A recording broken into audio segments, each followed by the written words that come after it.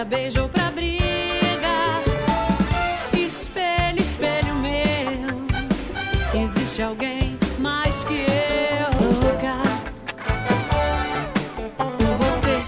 Quando eu não sei onde guardei um papel importante e a procura revela-se inútil, pergunto-me: se eu fosse eu e tivesse um papel importante para guardar, que lugar escolheria?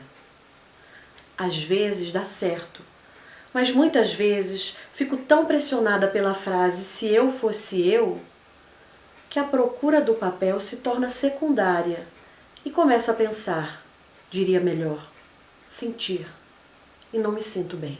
Experimente. Se você fosse você, como seria e o que faria? Logo de início já se sente um constrangimento. A mentira em que nos acomodamos acabou de ser movida do lugar onde se acomodara. No entanto, já li biografias de pessoas que de repente passavam a ser elas mesmas e mudavam inteiramente de vida. Acho que se realmente eu fosse eu, os amigos não me cumprimentariam na rua, porque até minha fisionomia teria mudado. Como? Não sei. Metade das coisas que eu faria se eu fosse eu, não posso contar. Acho, por exemplo, que por um certo motivo eu terminaria presa na cadeia. E se eu fosse eu, daria tudo que é meu e confiaria o futuro ao futuro. Se eu fosse eu, parece representar o nosso maior perigo de viver. Parece entrada nova no desconhecido. No entanto, eu tenho a intuição de que, passadas as primeiras chamadas loucuras da festa que seria, teríamos, enfim, a experiência do mundo. Bem sei, experimentaríamos em pleno a dor do mundo e a nossa dor, aquela que aprendemos a não sentir.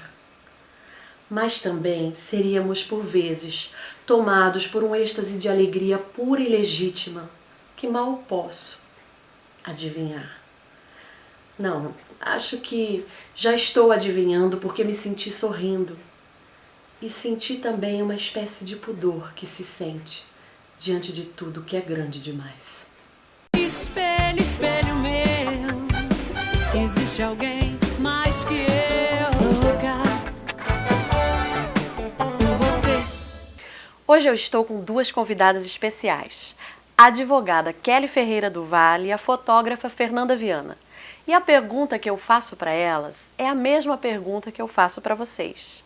Se você fosse você, o que você faria de diferente? Primeiramente, quero agradecer o convite por estar aqui na estreia do seu programa, Laura. E o que eu faria agora, nesse exato momento, pegaria a minha bolsa, partiria para o aeroporto, compraria passagem para um destino próximo, qualquer, e viajaria. Minha maior vontade era fazer isso. Nesse momento agora. É, agora. E você, Kelly? Quero agradecer o convite, muito feliz por estar aqui. Eu andaria mais descalço, usaria mais jeans e camisetão, teria menos medo na vida e desistiria completamente de ter qualquer tipo de controle. Acho que eu faria só isso. Se eu desse conta de fazer só isso. Mas vocês acreditam que a vida, existe alguma possibilidade de controle sobre a vida? É profundo. A pergunta é profunda.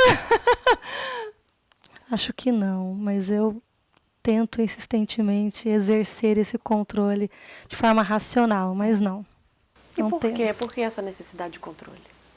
Por que nós, mulheres, queremos sempre ter o controle das situações para proteger as pessoas que amamos?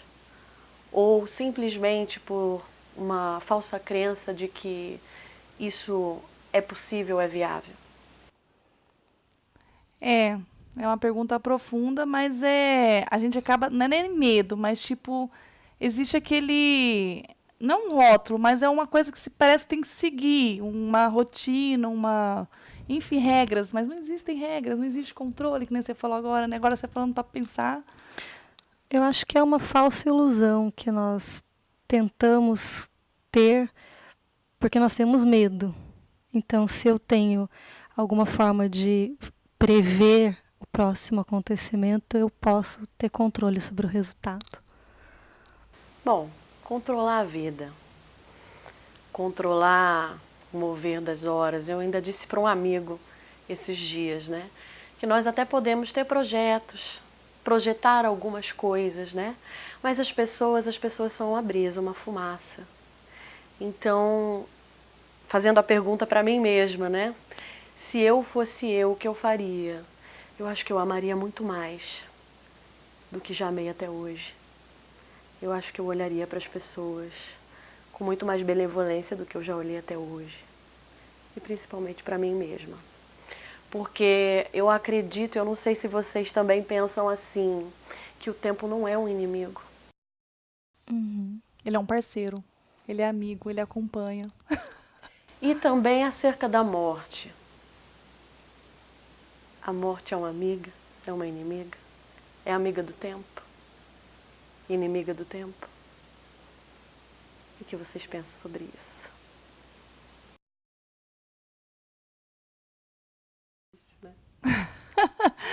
É difícil pensar em morrer. Tipo, acabou. Eu falo assim que a gente fala de regras, de paradigmas, de medo, mas ultimamente eu ando vivendo mais assim, sem essas regras, sem esses rótulos, amando mais, conforme você acabou de falar, sabe? Então é isso mesmo. Medo, não tem medo. Simplesmente é viver. Viver, amar, passar carinho pro próximo, passar o que você pensa pro próximo. Porque as pessoas tendem a não passar, às vezes, aquele sentimento, aquele amor, aquele momento, sabe? As pessoas guardam aquilo para elas. E é isso aí, porque simplesmente morrer, acabou, né? Eu acho que a sociedade ocidental lida com a morte numa perspectiva muito negativa. Mas se você buscar em outras culturas, outros povos, a morte em si, ela é algo muito natural. Por exemplo, em alguns países, quando alguém falece, os corpos são queimados em praça pública, porque a visão sobre o ato de morrer não é a nossa ocidental, cristã, de perda, de sofrimento, mas sim de passagem, de renovação. Então eu não vejo a morte como algo tão pesado, eu vejo como algo natural, assim como comer, dormir. Realmente, é um assunto muito denso, rende muita conversa e eu quero agradecer a presença de vocês hoje. Muito obrigada, vocês são sempre bem-vindas no Espelho. Obrigada a você. Obrigada. E eu também me despeço das pessoas em casa, nas palavras de Luiz Fernando Veríssimo. Assim como quem quase morre ainda vive, quem quase vive já morreu. E se você fosse você? Boa noite. Espelho, espelho meu, existe alguém